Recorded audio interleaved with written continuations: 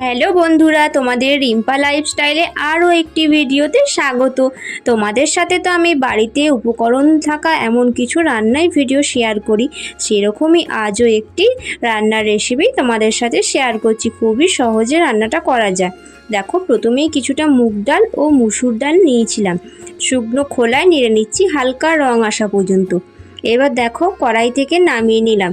এবার জল দিয়ে ভালো করে ভিজিয়ে রাখবো মুগ ও মুসুর ডালটাকে। যতক্ষণ না কলাইয়ের নোংরাগুলো বের হয় ততক্ষণ জল দিয়ে উল্টে পাল্টে ধুতে হবে।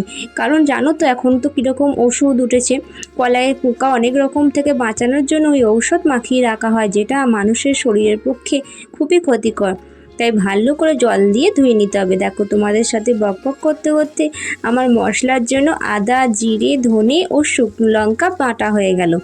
এবার কড়াইয়ে দেখো কিছুটা সাদা তেল গরম করে নিয়ে কিছুটা পেঁয়াজের পাপড়ি ছাড়িয়ে রেখেছিলাম, সেটাকে দিয়ে দিলাম। একটু হালকা রং আসা পর্যন্ত নেড়ে নিয়ে তুলে নিলাম। এবার কিছুটা আলুও কেটে রেখেছিলাম ডুমো ডুমো করে, সেটাও দিলাম, হালকা করে নেড়ে নিয়ে তুলে নিলাম। এবার ওই কড়াইয়ের তেলটাতেই বেঁচে গেল, সেই তেলে কিছুটা পাঁচ ফোড়ন ও শুকনো লঙ্কা ফোড়নের জন্য দিয়ে দিলাম। এবার কিছুটা কুচনো পেঁয়াজ ও টমেটো কুচি দিলাম, রসুন কুচি দিলাম, একটু নুন ও বাটা মশলাটাকে দিয়ে একটু ভালো করে নাড়াচাড়া করে নিচ্ছি। জানোই তো, মশলা যত ভালোভাবে কষানো হয় রান্নার স্বাদ তত ভালো হয়। এবার দেখো, পেঁপেও যেহেতু আমাদের স্বাস্থ্যের পক্ষে খাওয়া খুবই ভালো, তাই আমি কিছুটা পেঁপেও কেটে রেখেছিলাম ডুমো ডুমো করেই, আলুর মতো করি। দেখো, পেঁপেটাকেও দিয়ে দিলাম, একটু ভালো করে ভাজা ভাজা করে নিচ্ছি। এবার দেখো, ভিজিয়ে রাখা যে মুগ ও মুসুর ডালটা রেখেছিলাম সেটা এবার জল থেকে ভালো করে ছেঁকে তুলে নিচ্ছি। ততক্ষণে বন্ধুরা তোমরা বলে ফেলো কোথা থেকে আমার ভিডিওটা দেখছো, তবেই তো উত্তর দেবো, বলো। এইবার দেখো, একটু গরম মশলা দিয়ে দিলাম, ভালো করে নেড়ে নিচ্ছি গরম মশলাটা সব কিছুর সঙ্গে। একটু কষিয়ে কষিয়ে রান্নাটা করছি। এবার দেখো, কষানো প্রায় হয়ে গেছে। এবার অল্প পরিমাণে জল দিয়ে দিলাম।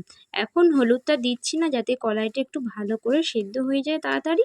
দেখো, হলুদটা ঢাকা খুলে সেদ্ধ হয়ে এসেছে, 15 মিনিটের মতো সেদ্ধ করে নিলাম। এবার ঢাকা খুলে নিয়ে দেখো, হলুদ ও লঙ্কা গুঁড়ো দিয়ে দিলাম, অল্প চিনি দিয়ে দিলাম, একটু ভালো করে মিশিয়ে নিচ্ছি সব কিছুর সঙ্গে।